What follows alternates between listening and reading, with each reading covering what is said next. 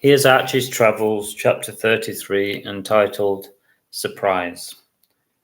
He was delighted to be disturbed, and they set off towards the estate. It was only half a mile away, and they walked along the well-lit streets.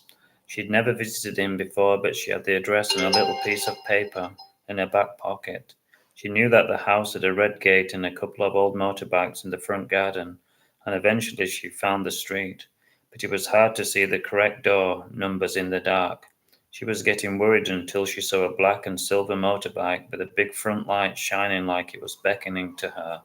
This must be it, she thought, and then she rang the doorbell, and she was just surprised at how nervous she felt. Hello, said James, looking surprised. What brings you here? He said. Oh, I just had to get out, and then she added, I saw the man with the dog again, and he's even more unpleasant than I thought, she said.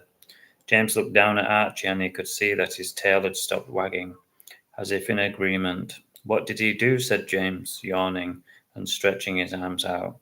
Oh, he's just made fun of Archie, she said, and she knew that she sounded a bit pathetic, but she hated anyone being cruel to Archie.